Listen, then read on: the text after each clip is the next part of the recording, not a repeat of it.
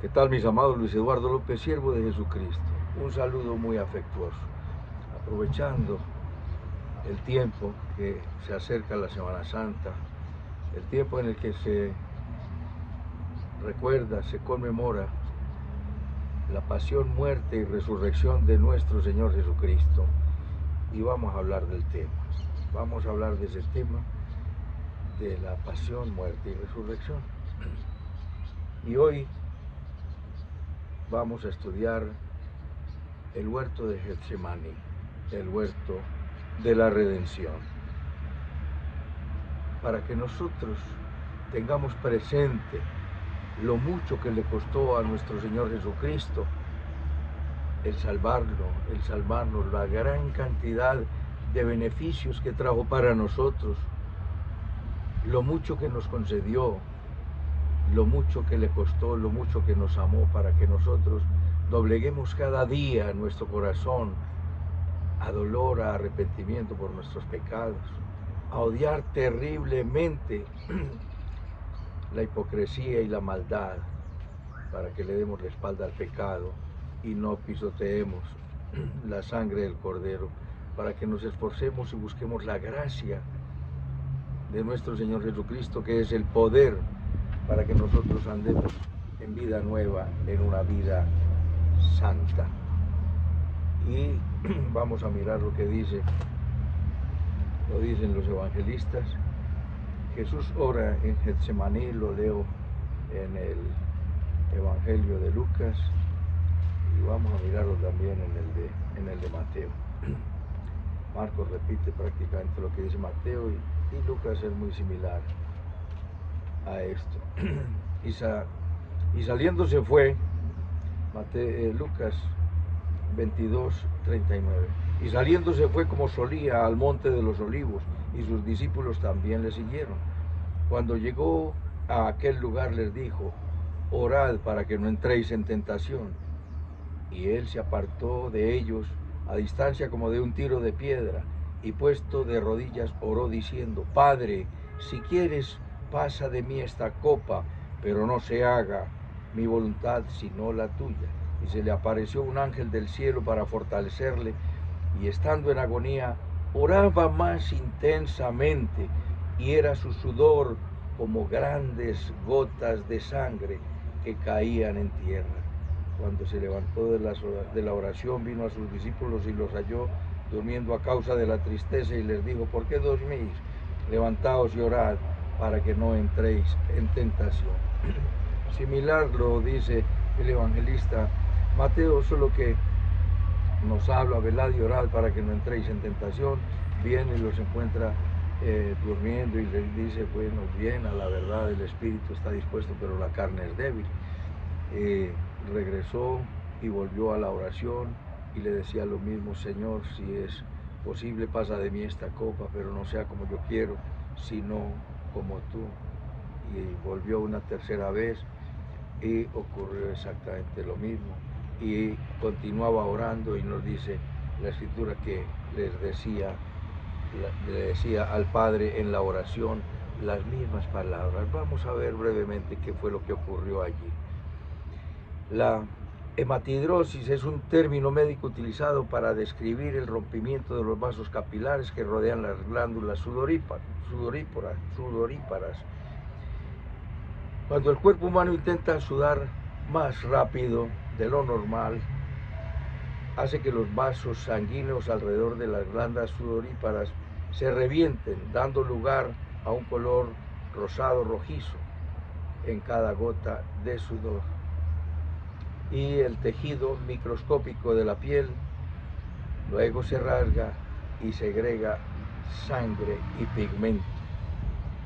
Si bien la pérdida de sangre por hematidrosis suele ser mínimo, hace que la piel se vuelva excesivamente delicada y frágil, sensible al tacto o a las fricciones, y esto fue lo que le ocurrió a nuestro Señor Jesucristo. Sufrió, y su primera herida fue que sudaba gotas de sangre, sus vasos capilares, sus vasos sanguíneos se rompieron, y se encontraron sangre y sudor y la piel se debilitó. Primera herida. ¿Qué ocurrió con esa primera herida? Bueno, vamos a ver entonces varios punticos. Primero, empieza la pasión en el huerto de Getsemaní. Dice la escritura que su sudor era como grandes gotas de sangre que caían en tierra.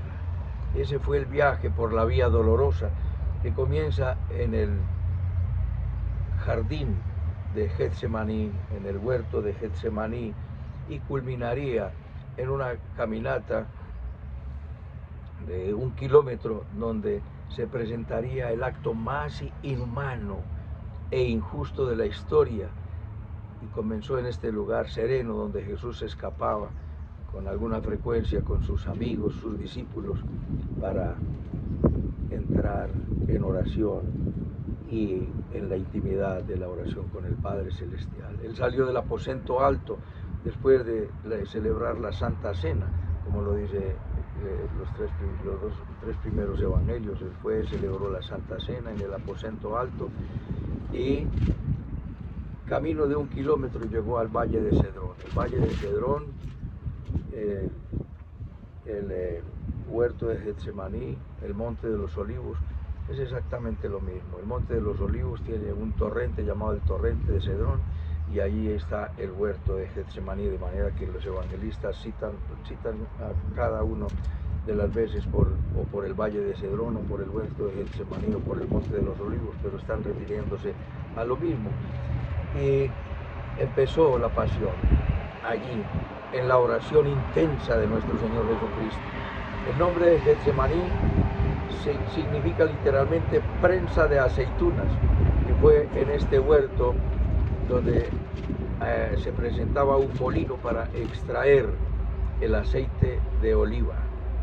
De allí se extraía el aceite de la oliva, y un líquido, una porción era para el líquido de las lámparas y el otro para el aceite de la unción santa.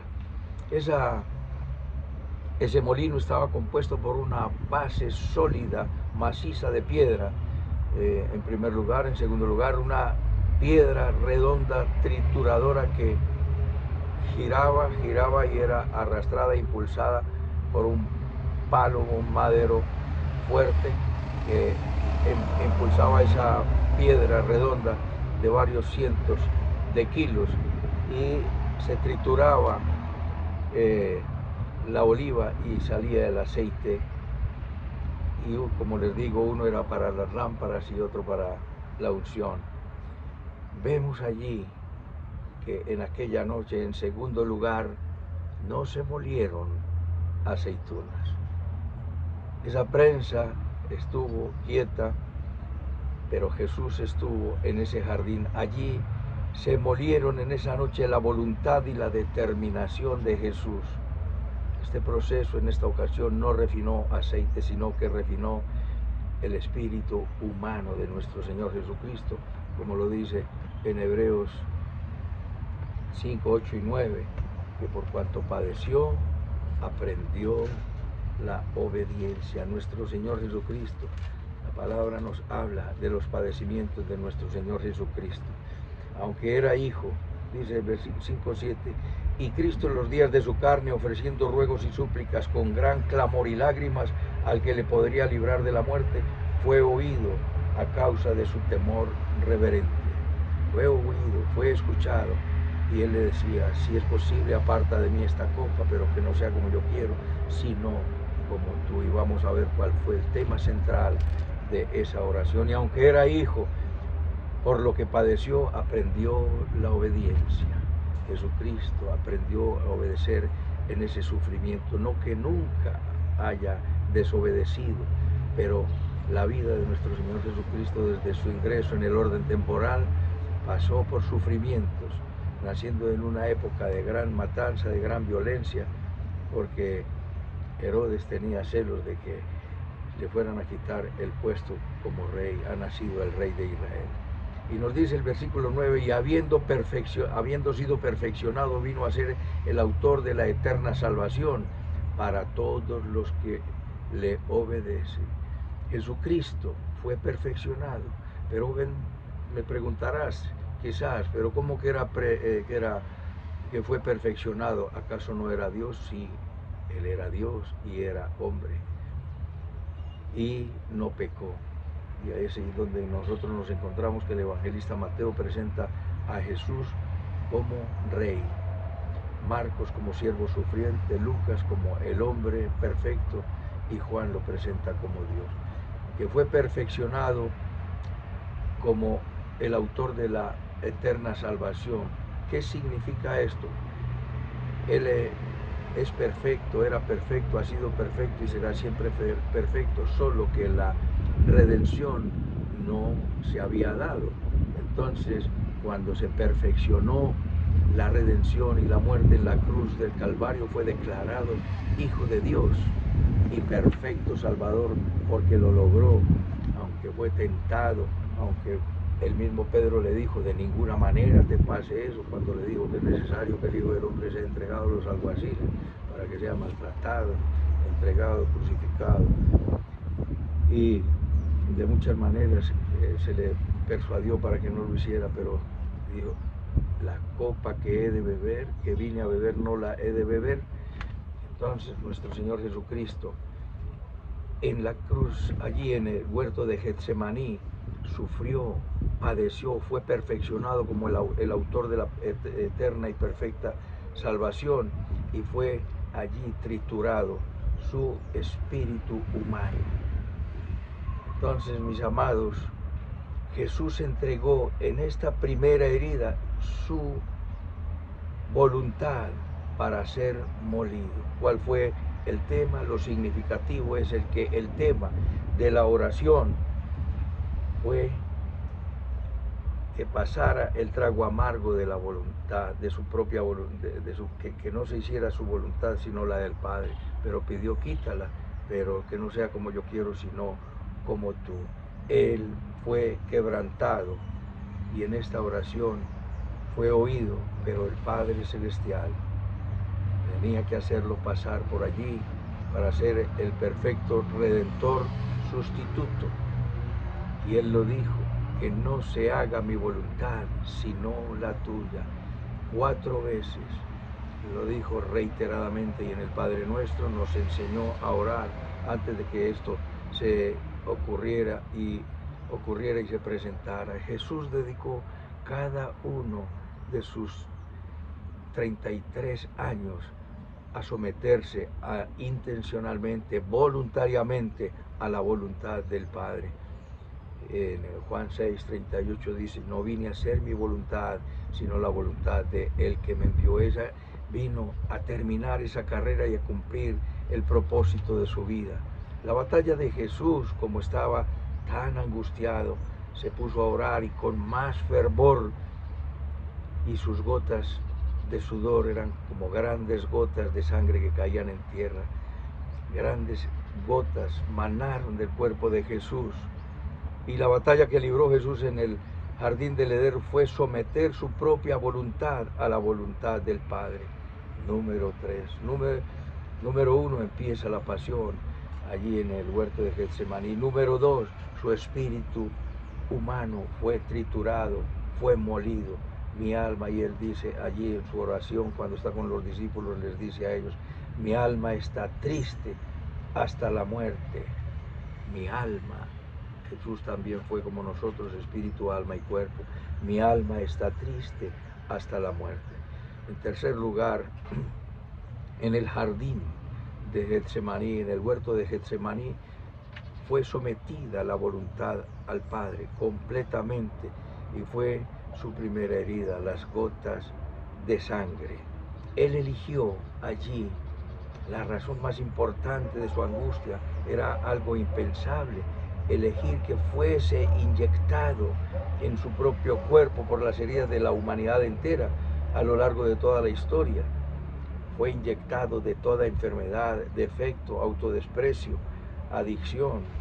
Vino a entregar su vida y el Padre cargó nuestros pecados en él. La paga de nuestra paz fue sobre él, dice el profeta Isaías, cargó Y el Padre le cargó con orgullo, vanidad, soberbia, altivez, altanería, grosería, celos, pleitos, contienda, codicia, avaricia, malos deseos, pasiones desordenadas, adulterio, fornicación, lascivia, lujuria, intemperancia, ingratitud, desamor, indiferencia y tantas cosas más. Y decimos, yo creo en Dios, pero mira cómo tenemos dentro de nosotros esos pecados.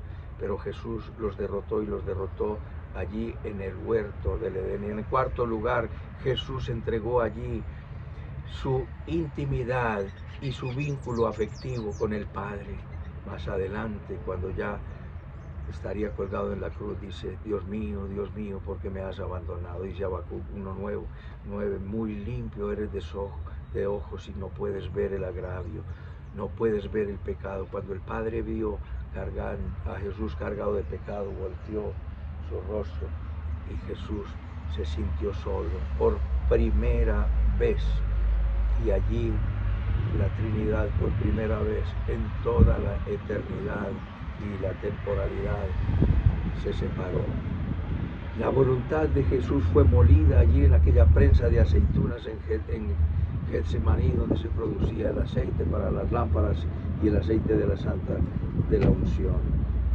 Jesús, el Espíritu de nuestro Señor Jesucristo, allí al empezar su ministerio, Jesús entra a la sinagoga y dice, el Espíritu del Señor está sobre mí por cuanto me ha ungido para dar buenas nuevas a los pobres, sanar a los quebrantados de corazón.